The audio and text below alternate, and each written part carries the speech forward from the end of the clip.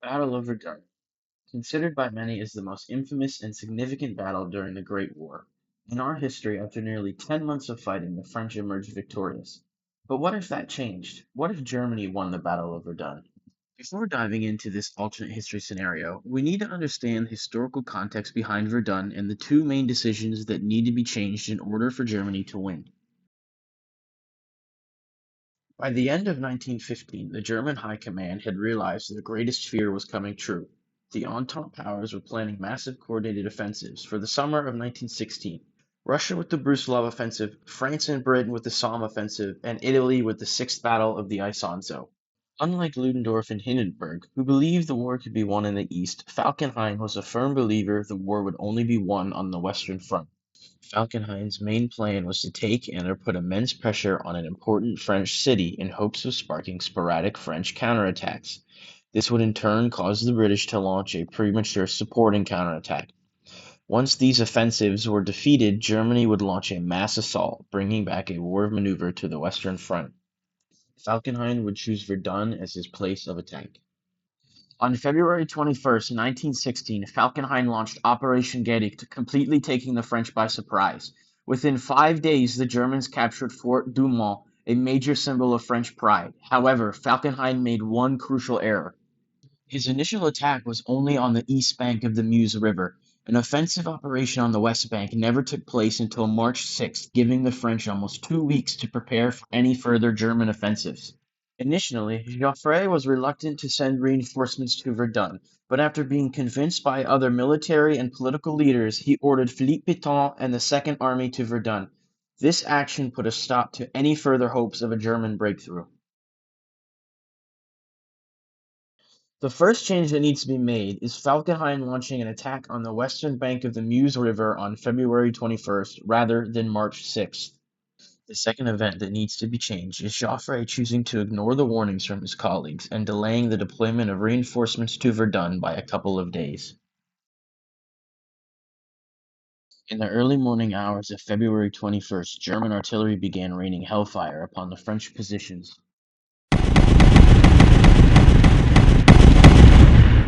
This would be followed up by a mass assault on both sides of the Meuse River. In the first couple of days, the German advance would manage to capture forts Dumont, Vaux, Moulinville, and Vaucherolles. However, the German assault would begin to slow down as they have pushed far beyond the range of their artillery.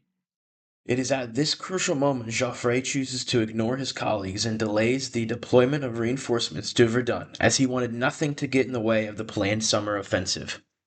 Despite this delay, Joffre would eventually cave and send the Second Army to relieve the immense pressure placed on the city. The Battle of Verdun has now turned into a race against the clock for both sides, the Germans needing to haul up their heavy artillery to resume their offensive, and the French Second Army needing to arrive before Germany could capture any more forts. Ultimately, the French would win this race against the clock, with Pétain arriving at Verdun on March 1st, 5 days later than he did historically. For the next 24 hours, he would assess the front line situation, redirect incoming reinforcements to areas of grave importance, and implement new defensive lines. However, the Germans are not too far behind. Phase 2 of Operation Gedericht has been planned for March 7th, in one day. A three-pronged attack would commence: the pincer maneuver to encircle Fort Souville and Tavannes.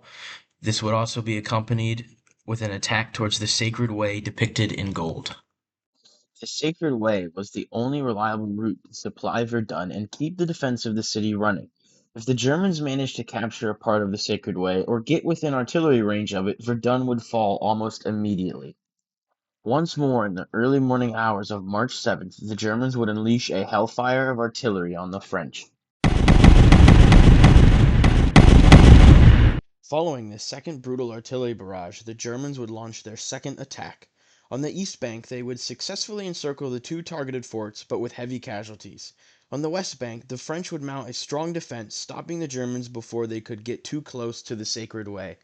Pétain would declare a crisis in Verdun and order an all-out counterattack. The French would make minor gains, but would be stopped with heavy casualties.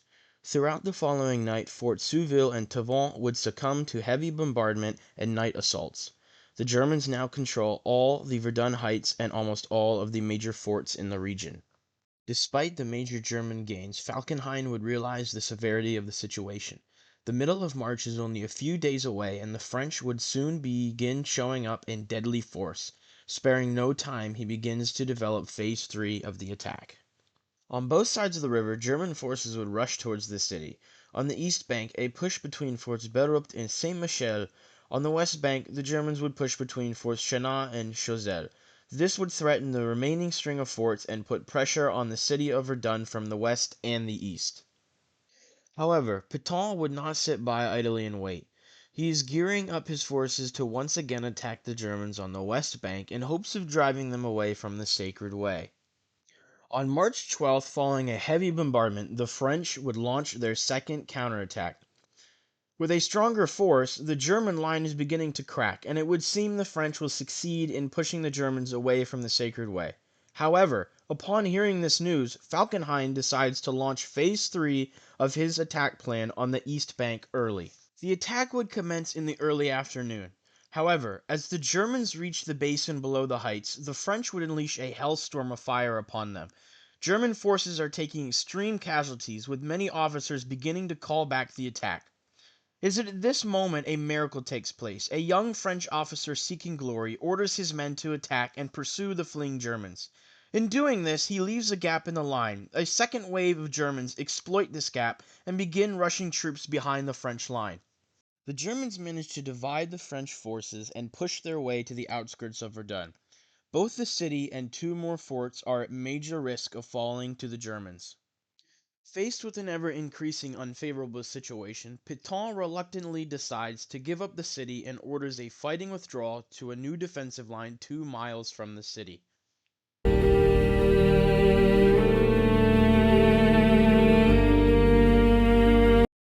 Due to the loss of the city and heavy casualties the French suffered during the battle, mutinies all across the front would take place. Similarly to what we saw historically after the Second Battle of Eyna, the French morale would nearly shatter, and they would refuse to participate in any further offensives.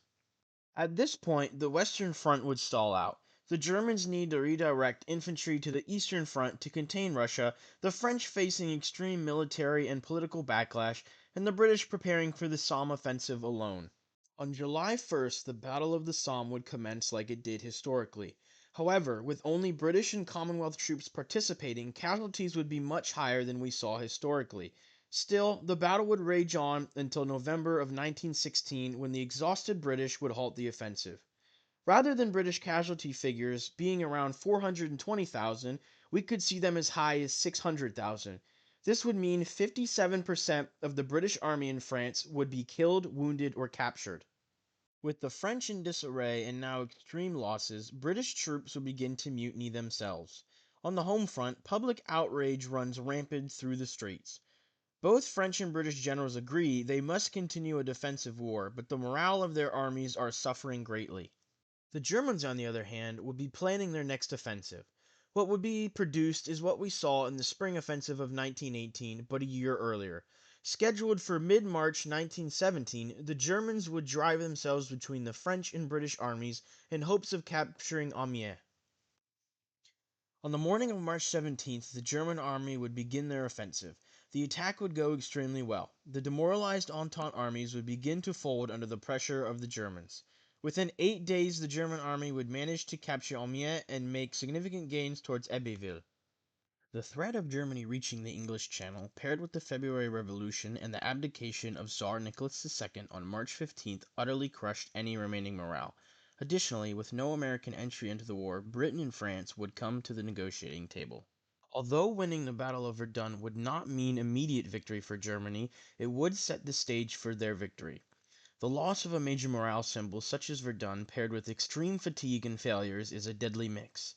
The will of the French and British people would break before Germany and her allies would starve.